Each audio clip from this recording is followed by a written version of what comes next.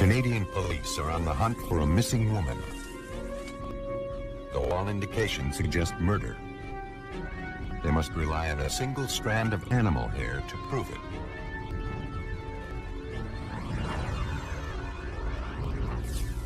When an Ohio woman vanishes, suspicions swirl around her husband. What police lack is hard evidence. In Missouri, a man is found brutally murdered. Doesn't look like it. To catch his killer, police must piece together his final minutes. Sometimes, the murder suspect is immediately apparent, but the proof remains elusive. When there are no witnesses to speak for a victim, forensic scientists must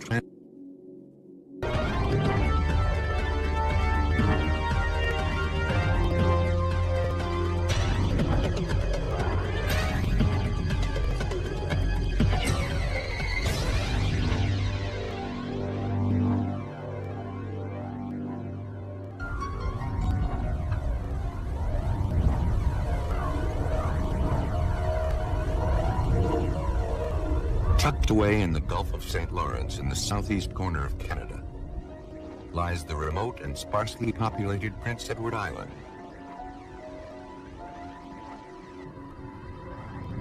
On October 7th, 1994, the Royal Canadian Mounted Police, or RCMP, responded to a complaint about an abandoned vehicle found on private property.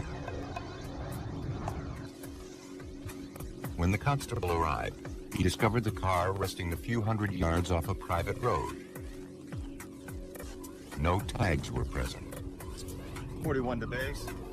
A check on the vehicle identification number revealed it was registered to a woman named Shirley Duguay. For IG4, AB69. Police arranged to have the vehicle impounded and then began trying to track down the owner. But when the woman failed to return their calls, detectives decided to go to her address. There, they were met by Shirley Duguay's father and her children's babysitter. The news of the abandoned car concerned them. Shirley, they said, had not been heard from in some time. The babysitter said that she last saw the 32-year-old mother of 5 4 days earlier. Shirley was leaving to run some errands. She never mentioned where she was going. She said goodbye and promised to be back in a few hours. For RCMP Inspector Alphonse McNeil, the story had raised a troubling question.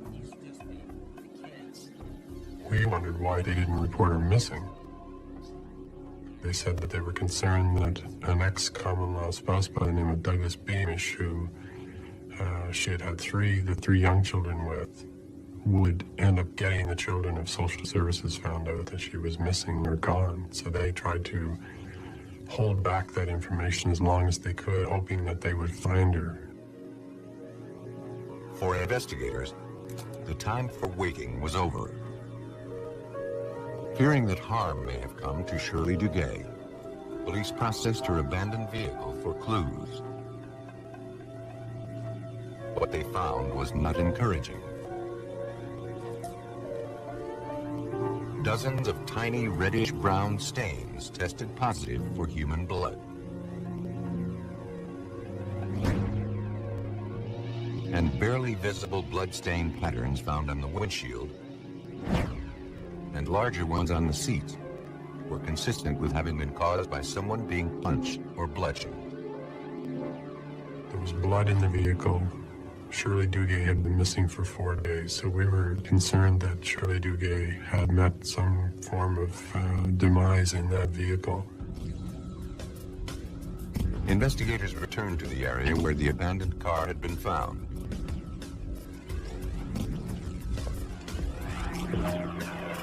For hours, the search for clues to the young woman's fate turned up nothing. Then, 500 meters from where the car was discovered, investigators found something. It was a pillow stained with what appeared to be blood. And a short distance away lay a blood-stained t-shirt. A shovel was also found nearby.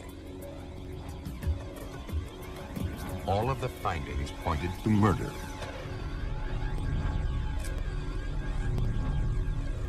And the shovel led police to believe that Shirley had likely been buried somewhere close by. But a thorough search failed to produce the victim's body.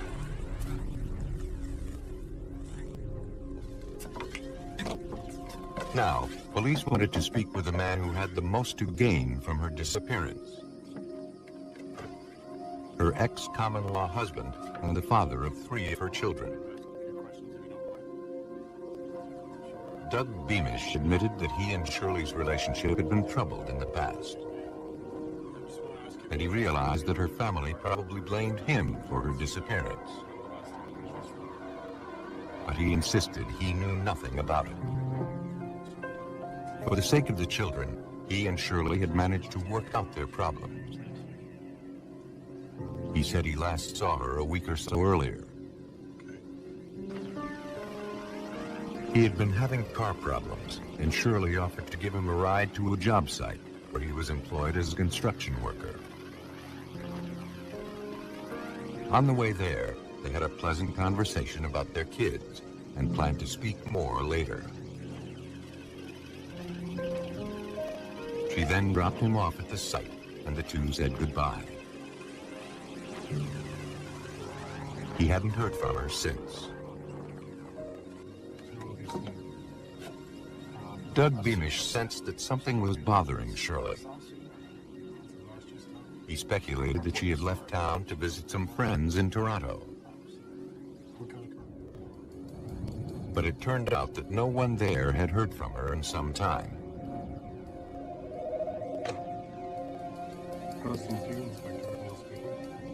Then, police got a call. A woman who had been following the case in the media believed she had important information. This lady called and she said, I remember back around the time that Shirley Duguay went missing, I saw a car similar to hers on a road called the Allen Road, which would be about 20 kilometers away from where we found the car. I remember it was in the evening, it was dark. I saw 2 people on the side of the road, a tall man, a very small woman. They appeared to be arguing, and I just drove by, and I don't know if it's any good to you or not. The woman couldn't be certain she had in fact seen Shirley Duguay. Still, the information was enough for police to search the area where the caller had seen the couple. But to cover the several square miles, they knew they needed help. Personnel from the Canadian Army agreed to participate in the search. For several days, their efforts turned up nothing. But then, they found something that seemed out of place. One group came across a white plastic bag. We had a police officer with every group of searchers from the military. The police officer seized the bag. The search of the area failed to produce any additional evidence. At the crime lab, examiners carefully removed the contents of the plastic bag. They recovered an old pair of white tennis shoes. There was also a large man's jacket stuffed inside. Several fibers and a single white hair were recovered. But further scrutiny revealed the presence of tiny stains that tested positive for human blood. Based on the information provided by the witness, police believed it had originated from Shirley Duguay. Now they needed to prove it. But there was a problem. we didn't have Shirley Duguay, so we needed to be able to develop a DNA profile. The way we did that is what's called, in some cases, reverse paternity. We took a sample from her father, her brother, and her two sons. Though everyone's DNA is unique, a genetic family resemblance exists among blood relatives. When the genetic profiles were compared, examiners concluded that the blood found on all of the evidence had originated from Shirley Duguay. Though the 32-year-old mother's whereabouts remained uncertain, all the evidence suggested she had been the victim of a violent crime. Police on Canada's Prince Edward Island continued searching for missing 32-year-old mother of 5, Shirley Duguay. Though efforts to find her had gone unsuccessful, authorities had found clues suggesting she had met with a violent fate. Among them was a man's jacket, found stained with blood that had originated from Shirley. Looking for clues as to who might want to harm the young mother, officers from the Royal Canadian Mounted Police questioned Shirley's friends. They all believed that Shirley's ex-husband, Doug Beamish, was somehow involved in the disappearance. Recently, Shirley had started dating again. That had enraged her possessive and jealous ex-husband. And Doug Beamish had a history of violence. When was the last time you saw those guys? But the friend didn't recall if Beamish owned a jacket like the one found with Shirley's blood on it. Doug Beamish was emerging as the prime suspect in Shirley Duguay's disappearance. But so far, investigators had no physical evidence to prove it. You know, without that jacket, being able to tie it to someone, we don't have much. Andre, what did you make out? Then they got a break. We've got something. I just came back. They found some white cat hair on the inside of the jacket. And all I could think about all the way down here was Beamish and his white cat in his house. That was all RCMP Inspector Alphonse McNeil needed to hear. We knew that he had a white cat and there were white hairs in the jacket. So the process then was to find a lab that could examine these if we were able to seize from blood from the cat. With a warrant in hand, police and a local veterinarian returned to Doug Beamish's house. The suspect continued to deny any involvement in Shirley's disappearance and claimed that he didn't own a jacket like the one stained with her blood. Though it seemed like a long shot, authorities took possession of his cat, Snowball, hopeful they could somehow establish a genetic link to the hair found on the blood-stained jacket. Blood and hair samples were collected from Beamish's cat. But now, investigators had to find someone who was an expert in analyzing cat DNA. At the National Cancer Institute in Frederick, Maryland, they found one. There, biologist Dr. Stephen O'Brien has looked to the feline genetic code for help in medical research.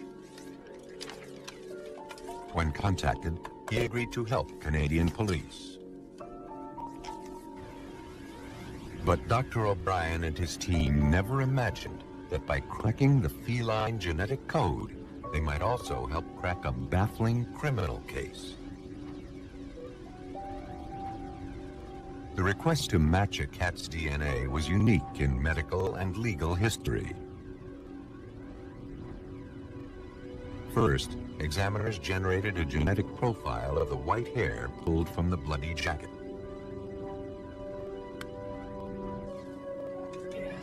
Once completed, the results were then compared to the profile generated from the samples taken from Snowball. What we discovered was that the genotype was identical to what we had seen in the jacket hair. So we were pretty sure that the jacket hair had come from a cat which had the same genotype as Snowball. Though the scientists felt confident about the results, they could not be absolutely certain of them. It was possible that the few thousand cats roaming on the isolated Prince Edward Island shared a common ancestry. To find out, biologists needed to generate more DNA profiles of other cats on the island. We had to determine what the status of the population was so that we could make the calculation of how likely it was that we were wrong in pronouncing a match. Examiners went to work developing the genetic profiles of 20 randomly selected cats on the island. When O'Brien compared the results, he found that none shared a DNA signature similar to Snowball's. In fact, the odds that the hair found on the jacket had not come from Beamish's cat were 45 million to 1.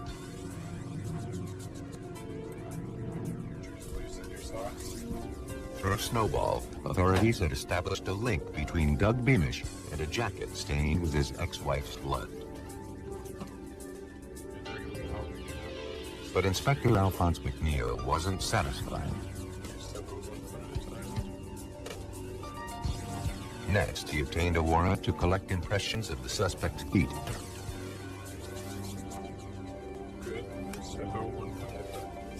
Now, he hoped to tie the suspect to the pair of white running shoes found with the jacket. We thought, well, if we can put those running shoes on the feet of Douglas Beamish somehow, that would be pretty solid evidence besides his cat. Dr. Keith Bettles, a forensic podiatrist, received the evidence. He began by creating plaster casts of the suspect's feet in order to reveal all of the unique characteristics. People's feet are unique because we walk on them all the time. We have lots of different stresses, lots of different forces on our feet. Feet are practically as individual as fingerprints.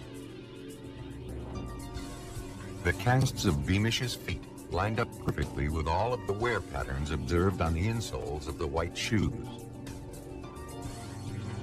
A single strand of cat hair and a discarded pair of shoes had given investigators the evidence they needed to implicate Doug Beamish in the disappearance of his ex-common-law wife.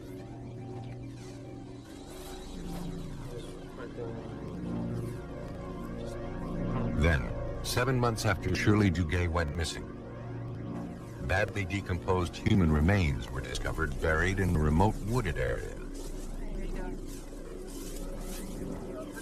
Dental records later confirmed that the victim was Shirley Duguay.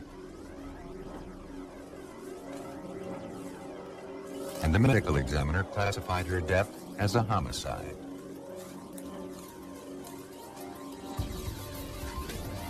A short while later, Douglas Beamish was placed under arrest and charged with first-degree murder. Investigators believe that Beamish couldn't handle Shirley Duguay dating other men.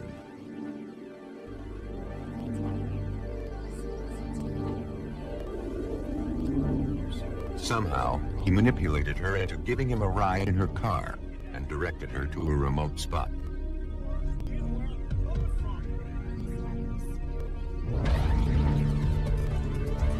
Once there, he beat his ex-common-law wife to death.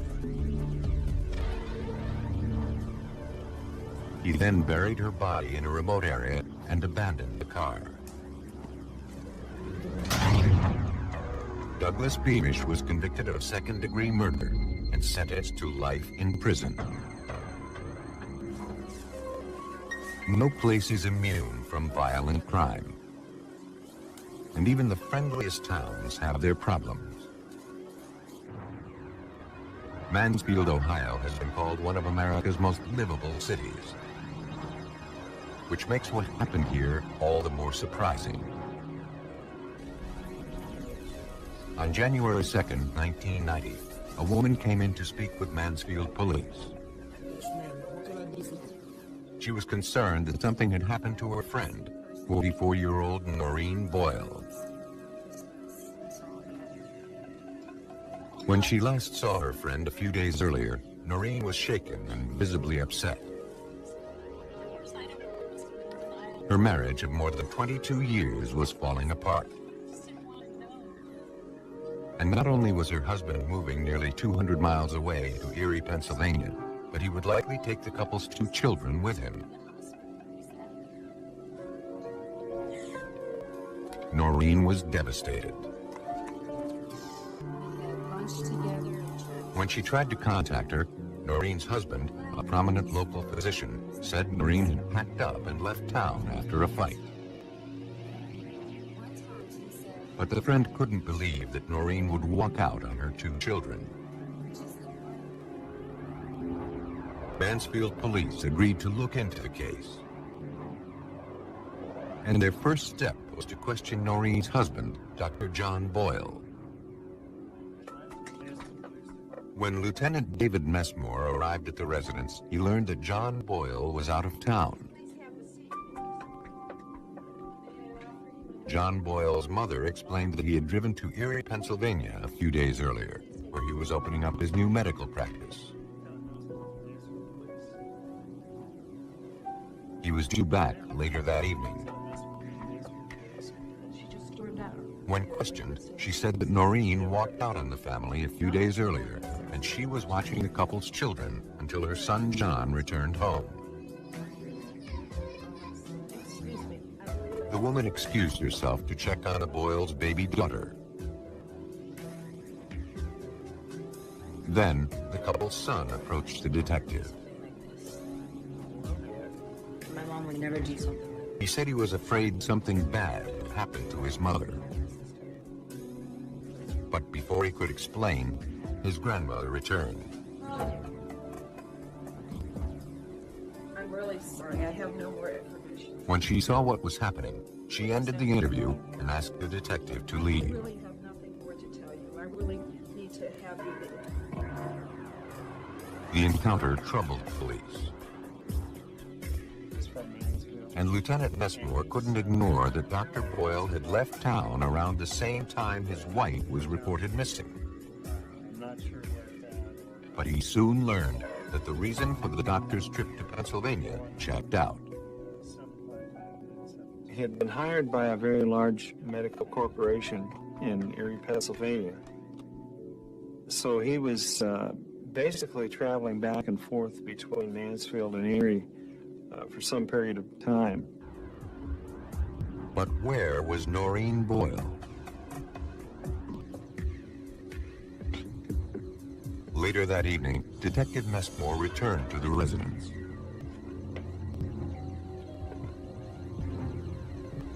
His visit had been anticipated.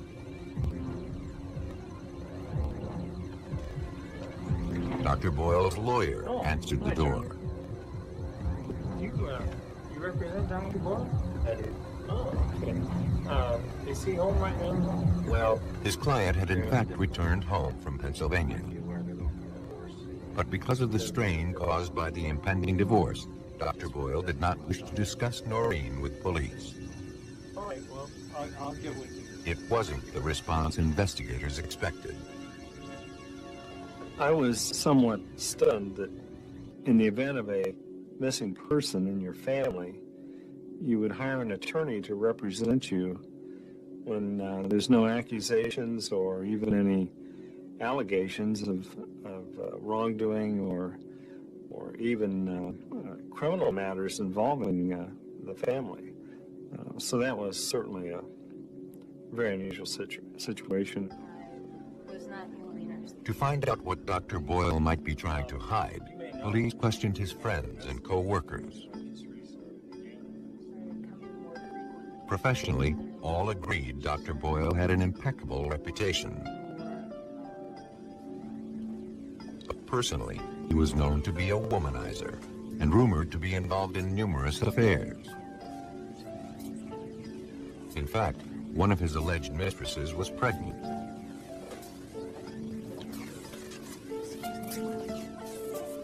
And everyone speculated that the child belonged to Dr. Boyle. Though that made him a bad husband, it didn't mean he was capable of physical violence. In fact, only one person seemed to believe otherwise, and that was the Boyle son. Concerned for the child's well-being, Lieutenant Messmore caught up with him after school. The child was eager to tell his story. He said that the night before his mom disappeared, the sound of his parents arguing outside his bedroom woke him up. He heard a loud thud, and then there was silence. A few seconds later, his dad peeked into his room. The boy was afraid and pretended to be asleep. The next morning, his mom was gone. His dad told him that she packed up and left. But he didn't believe his mom would leave without saying goodbye. Did you have a conversation with your dad at all? Though police had no evidence that a crime had been committed, they began to theorize that the noise heard by the child might have been the sound of his own mother being assaulted, or worse. Police in Mansfield, Ohio continued their search for missing mother of two, Noreen Boyle. And now they theorized that her husband, Dr. John Boyle, was somehow involved. Though police had no hard evidence that a crime had taken place, they were able to obtain a warrant to search the Boyles' Ohio residence.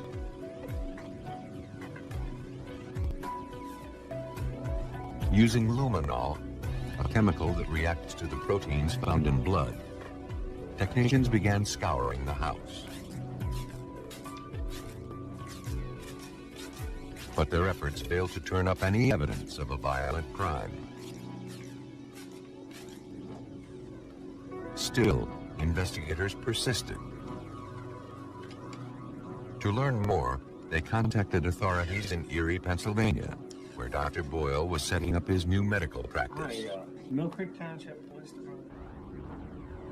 Pennsylvania detectives tracked down a real estate agent there who had recently sold a house to Dr. Boyle and a pregnant woman who introduced herself as his wife. She recalled that Dr. Boyle was particularly interested in the home's concrete basement floor. He said he was eager to tear it up in order to build a playroom for his children. He offered to pay the asking price as long as he could take possession of the house immediately. The real estate agent turned over the sales agreement, which was signed by both the doctor and his wife. Pennsylvania authorities forwarded a copy to Mansfield Police Lieutenant David Messmore. In that copy, it was noted that Dr. Boyle signed it, and also an N. Sherry Boyle. And checking further into the background, it was quite obvious that Noreen's name was not Sherry for a middle name. Dr. Boyle had purchased the home with a woman pretending to be his wife. Investigators subpoenaed the suspect's most recent credit card statements. They learned that he had used his card to rent a jackhammer and to purchase indoor-outdoor carpeting and a load of concrete. Suddenly, all of the pieces were adding up. I had the feeling and very strong suspicion that the body would be in that location. Pennsylvania authorities issued a warrant to search the basement of Dr. Boyle's new home. Beneath some shelving and the indoor-outdoor carpeting, they found a badly poured patch of concrete. It was roughly the size of a makeshift grave. A crew was called in to dig up the concrete floor. After some time, they recognized the unmistakable smell of a decaying body. Then, a few feet down, they discovered a tarp. And inside were the badly decomposed remains of a human body. After carefully excavating the grave, the remains were transported to the medical examiner's office. A watch and other pieces of jewelry worn by the victim matched the description of those worn by Noreen Boyle. And dental records confirmed that the victim was, in fact, the 44-year-old mother of two. Noreen had been savagely murdered.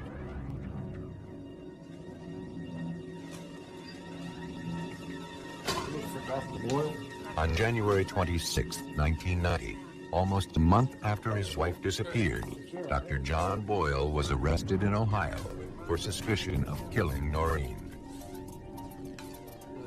Despite the evidence against him, the doctor maintained his innocence. Okay, sir. Someone was trying to frame him.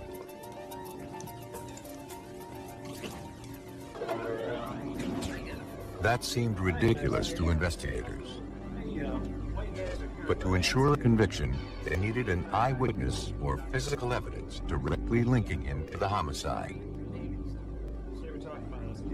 And so far, they had neither. It was possible that Dr. Boyle could get away with murder. But then, nearly a week after Dr. John Boyle's arrest, a Mansfield, Ohio resident made a strange discovery. A pile of concrete had been dumped on the remote property. The field was nearly 200 miles away from where Noreen Boyle's body had been unearthed. But the man had followed the case in the media and thought there might be a connection. A crime scene technician was dispatched to the scene. After photographing the area, the concrete was collected into evidence.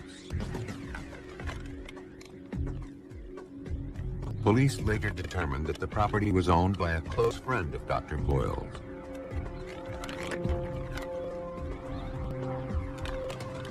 The doctor had been there on numerous occasions. But to prove murder, police now needed to show that the concrete found in Ohio had originated in the suspect's Pennsylvania home. Police had found missing 44-year-old Noreen Boyle buried in the basement of her husband's new Pennsylvania home. Though investigators had a strong circumstantial case against her husband, they hoped a pile of concrete found in an Ohio field could physically link him to the murder. The samples collected from the field, along with concrete taken from the crime scene, were sent to CTL Engineering in Columbus, Ohio. There, lab supervisor Larry Piscitelli is an expert in analyzing the microscopic nature of rocks and concrete. Without being told where the individual samples had come from, he was asked to determine if any of the concrete pieces had originated from the same source.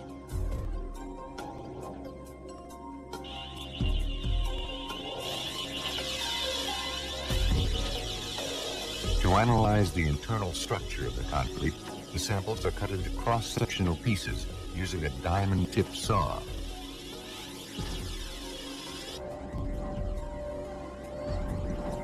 Once completed, the surfaces are smoothed and polished.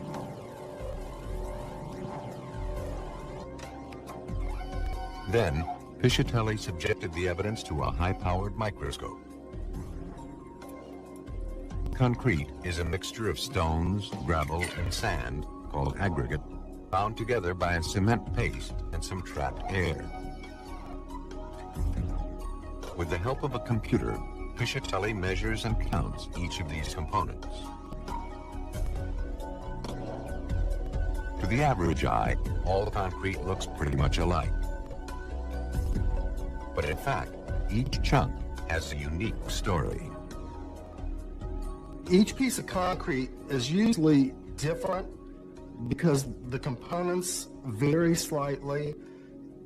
Even if they come from the same load of concrete, two different samples from the same truckload can be different because the percentages of the air voids, the small entrained or entrapped air voids, can be slightly different. Piscitelli was unable to find significant similarities between most of the samples.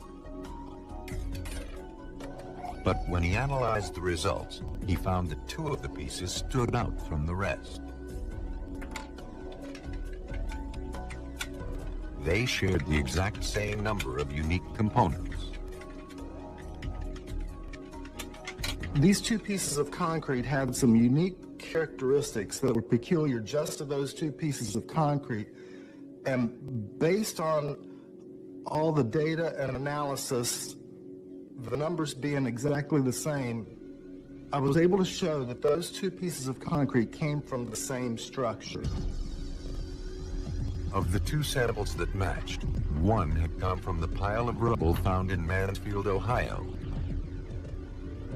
The other was collected in the basement of the suspect's new home in Erie, Pennsylvania. Police now had enough to charge Dr. John Boyle with murder.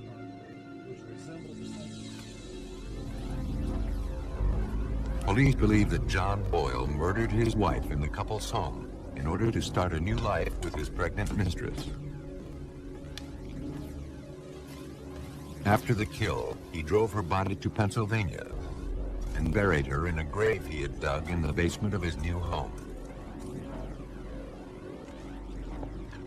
Investigators theorize he then returned to Ohio and dumped the leftover concrete on his friend's property.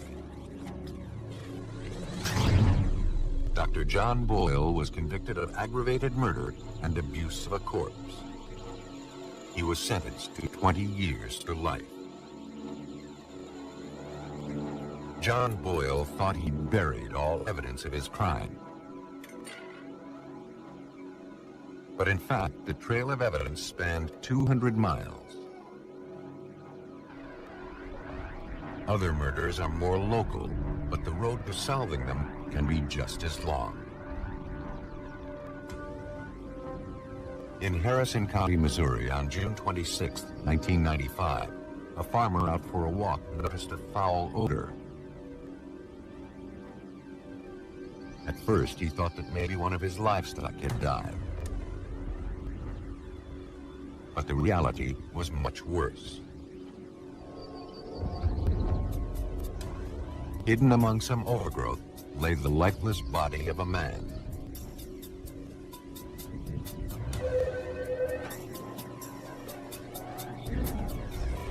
After receiving the 911 call, dispatchers contacted officers of the Major Case Squad, a group of law enforcement personnel from several neighboring jurisdictions. Bethany Police Chief George Martz was among the first to respond to the scene. We had no idea when we arrived who the victim was. There was no identification on the body that we were able to determine at that time. But the manner in which he died was clear. He had been shot several times. Police recovered an empty box of ammunition. And a few feet away, they found several spent shotgun shell casings. Then, Sheriff Greg Kuhn from the nearby Grundy County Sheriff's Department arrived at the location. He believed he recognized the victim as a local resident by the name of Al Pinniger.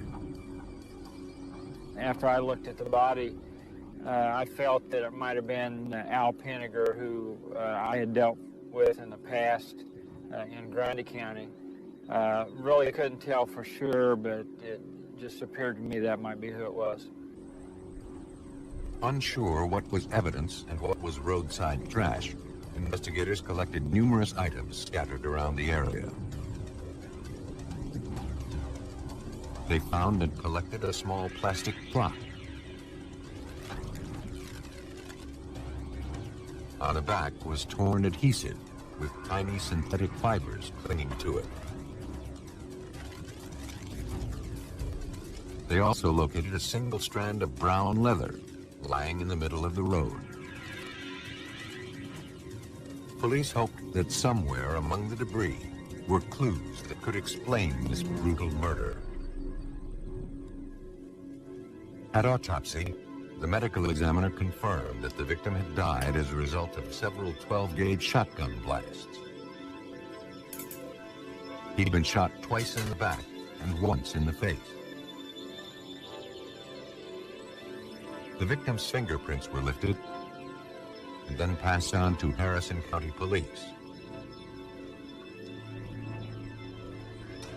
Investigators requested Al Pinniger's fingerprint card, which was on file in Grundy County.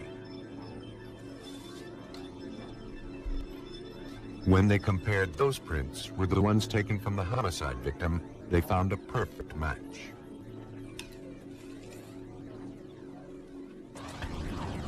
Now, detectives from the Major Case Squad had to figure out who wanted Al Pinniger dead.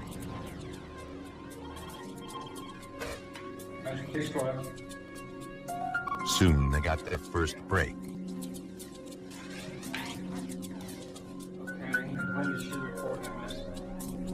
Police learned that the victim had been reported missing a few days before his body was discovered. And the report had been filed by his fiancée. Police immediately arranged for an interview. The victim's fiancée told detectives that she and Al had been living together for some time. She said that she last saw him a few hours before he went missing. She had left the house to go run a few errands. Al said he was going to cut the grass and do some work around the house. He hadn't mentioned any plans to leave that day. Recently, she had been trying to help him overcome a drug problem. He had been doing his best to stay far away from his drug-dealing friends. She suspected, however, that he had seen some of them that day. When she returned home later that afternoon, she passed a pickup truck coming out of her neighborhood. She didn't see Al in the truck, but she knew the vehicle belonged to a couple that he used to deal drugs with. She believed Al may have been ducking down to avoid being seen. When the fiancé arrived home, she discovered that Al and his 12-gauge shotgun were gone. The information provided police with their first real lead.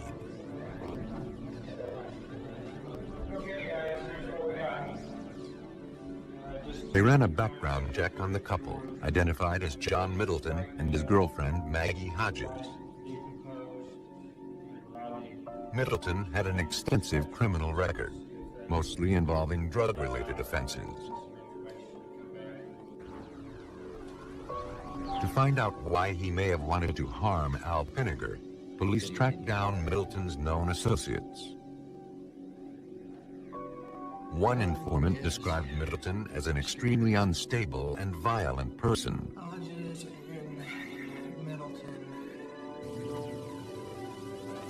He said that as a result of police efforts to crack down on local drug dealers, John Middleton had become increasingly paranoid. He threatened to kill people he did business with if he found out they were cooperating with authorities. No one doubted him for a minute. Everyone was afraid of him. All of the information led police to suspect that Middleton's paranoia had likely led to the murder of Al Pinniger. And they hoped that somewhere among the shotgun shells and the assorted litter collected from the crime scene was the means to prove it. Police in Harrison County, Missouri believed that a local drug dealer and his girlfriend were responsible for the brutal shotgun slaying of 29-year-old Alfred Pinniger. To prove it, investigators needed to physically link the suspects to the crime scene. Though several potential clues had been found there, an empty box of shotgun shells looked to be the most promising lead. A price sticker found on the box led investigators to the store where the ammo had originated.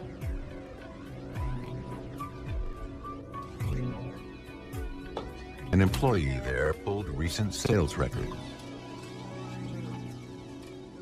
According to receipts, several boxes of shells were bought on the day of the murder. The clerk recalled that 2 men and a woman had come in together to make the purchases. She also remembered something else. A few hours after the purchase, 2 of the 3 customers returned to the store. They had unused cartridges and wanted to return them for a refund. The clerk didn't recall seeing the other man who had been in with them earlier.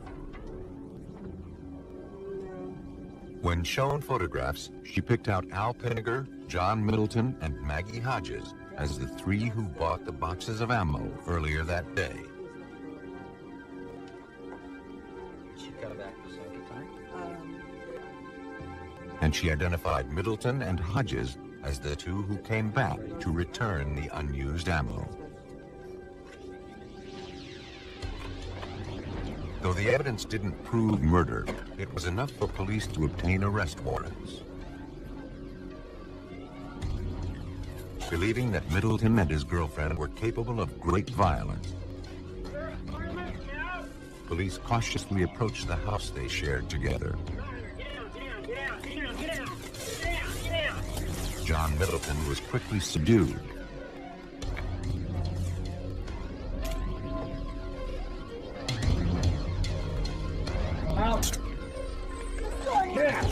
Moments later, Maggie Hodges was also taken into custody.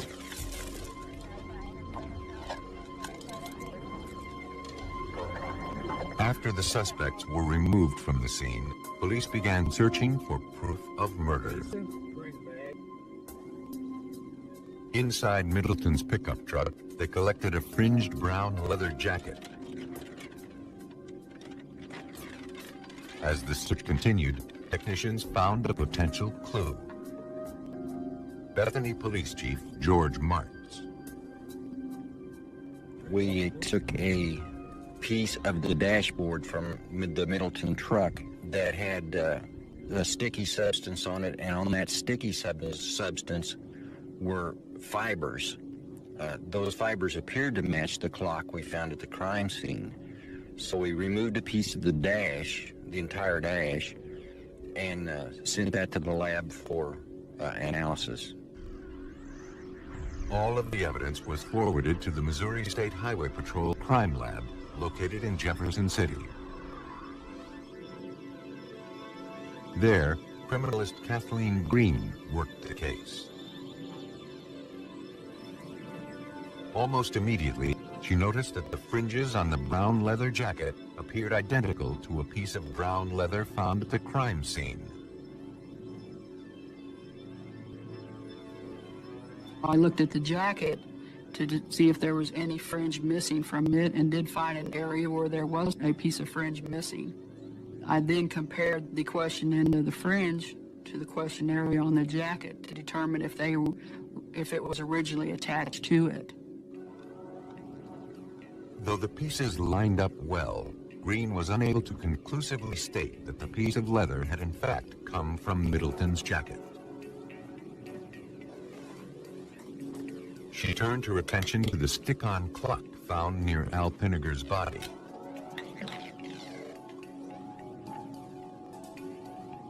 When she compared the adhesive on the back of the clock to the adhesive stuck to Middleton's dashboard, she found numerous similarities. It was the same size, it had the same coloring, they were both made of the same type of material.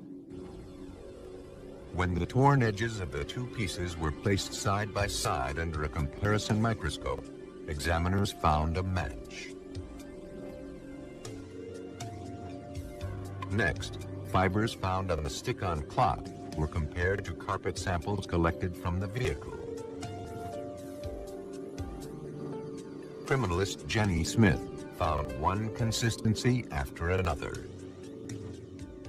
We determined that the fiber from the clock face, this would have been considered the question fiber, was similar in physical and chemical composition to the fiber from the suspect vehicle. Therefore, we would conclude that this fiber, question fiber, could come from this vehicle.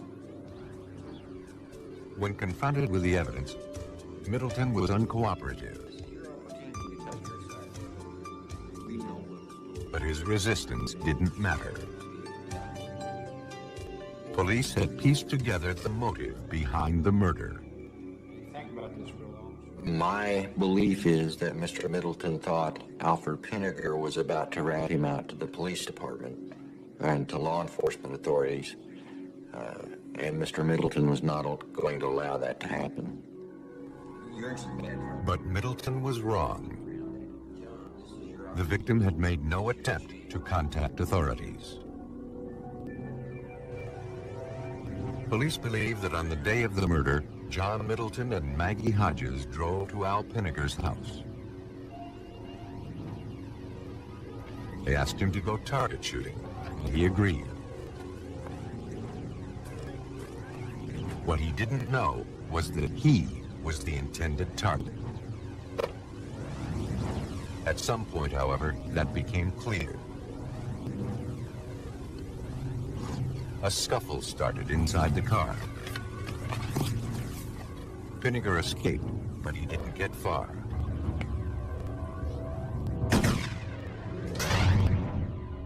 John Middleton was convicted of first-degree murder and sentenced to death. Maggie Hodges pled guilty and was sentenced to 50 years in prison. It takes motive and opportunity to commit a murder. And it takes hard evidence to solve one. When clues are few, forensics experts provide the know-how to turn the most ordinary object into a material witness.